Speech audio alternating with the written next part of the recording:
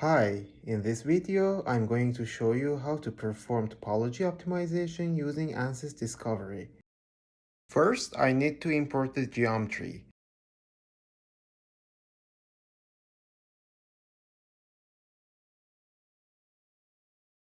This is a fairly simple shape. Then I need to assign the proper material properties, which is acrylic.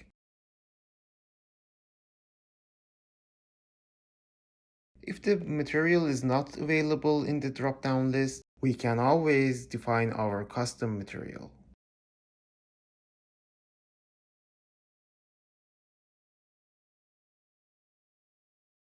Then we add the boundary conditions. For this part, we have fixed support on left side and a simple loading on the right side.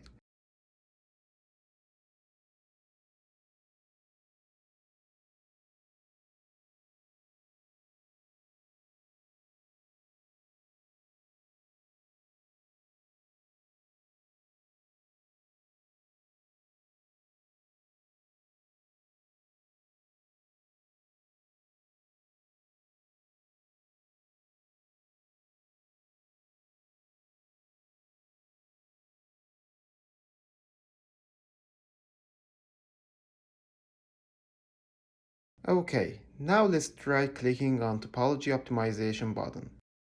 As we see, it automatically assigns protected areas in those boundary conditions.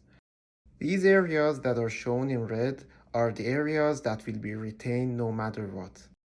The issue here is that we want the full shape of a square to be saved. It is required for the assembly of the part. However, on the right side, the square is not fully protected. Therefore, we need to add dummy constraints on the right side to fully protect those extra three sides of the square.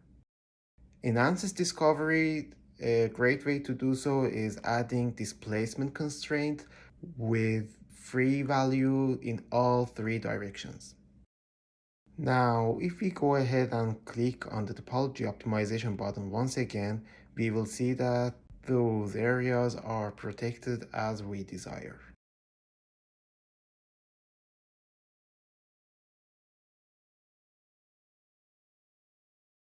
Another recommended practice before we start the process is to defeature our part. It means that we eliminate all the extra features from part and simplify it as much as possible. To do so, fill is a powerful tool.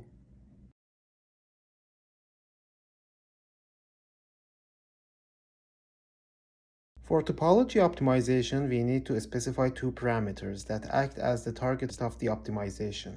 On one side, we need to specify the target volume and the manufacturing constraints. We can either enter the exact volume or the percentage of reduction. Under the manufacturing constraints, we can specify minimum and maximum thickness of the final material.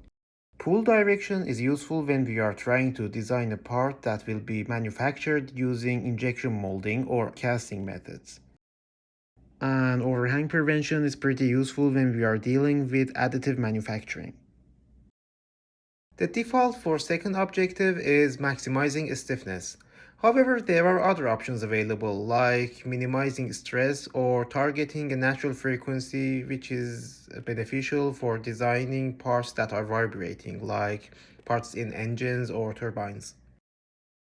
I keep the settings as default, but I add minimum thickness as my manufacturing constraint. This is because I'm using laser cutters, and for the machine that I'll be using, 0.5 millimeter is a proper setting.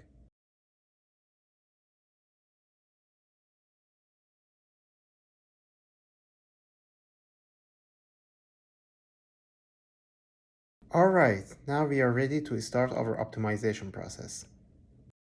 The geometry optimization is an iterative process, which means that a simulation of internal forces will be solved.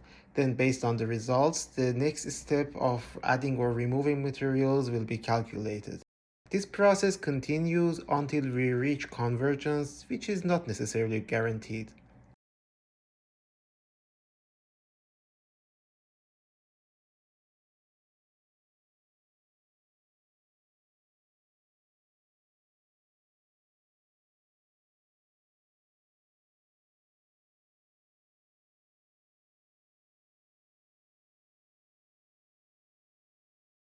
When the result seems satisfactory enough, I can go ahead and click pause to stop the iteration.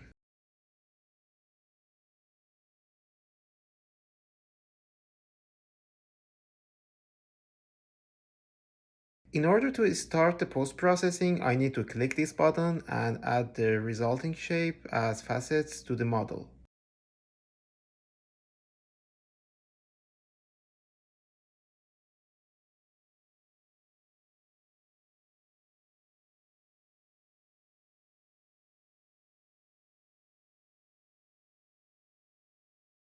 Discovery has a lot of powerful tools to work with faceted data.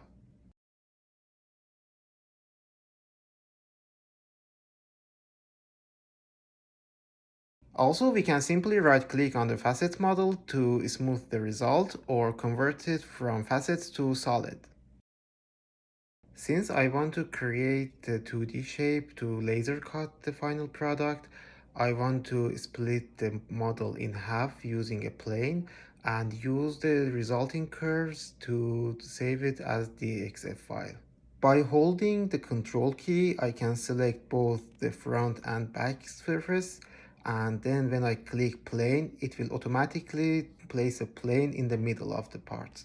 After selecting that plane, by clicking the cross-section view, it automatically extracts all the desired curves.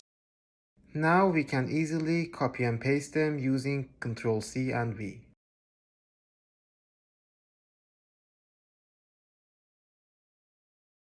Now I can go ahead and perform some post-processing.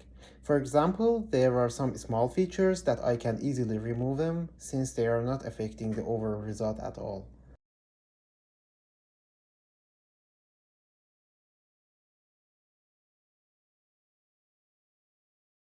ANSYS Discovery also has a bunch of tools that are useful for this situation. These tools can be found under Repair tab.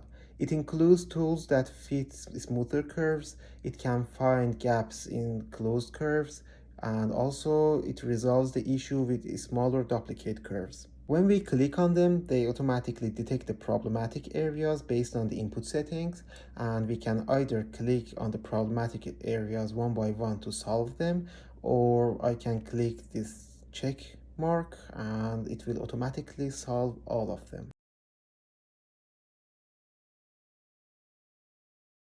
It is always possible for these tools to fail.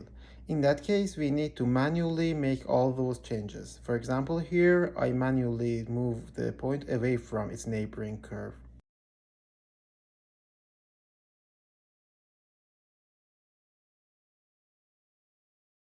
The curves seem to be ready to be saved.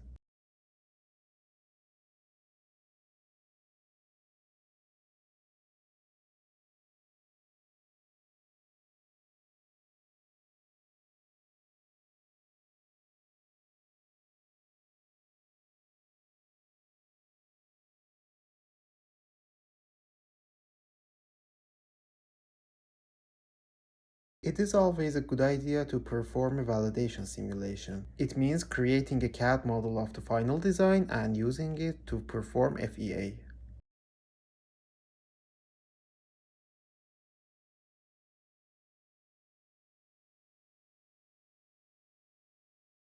Double-clicking a closed curve selects all the elements that is creating that closed curve.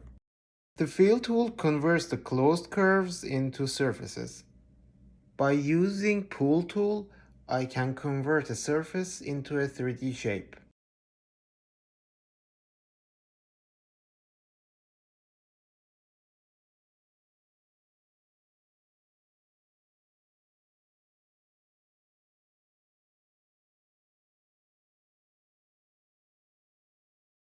Now once again I select this outer curve and then use select inverse to select the other curves. After converting these curves into surfaces, I use these new surfaces as cutting tool to cut through the outer surface. By using Pool tool, this time in cut mode, I can use surfaces to cut through a 3D shape.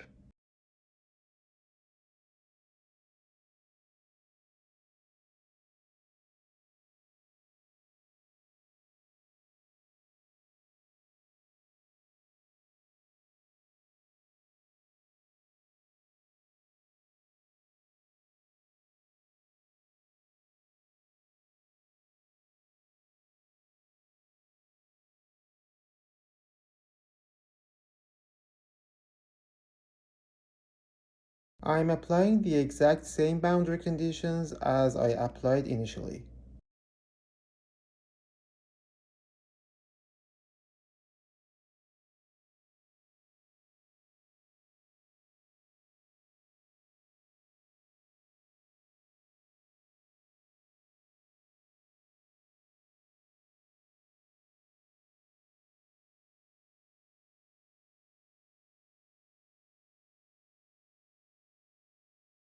The factor of safety of this design is around 1.7, which is in an acceptable range.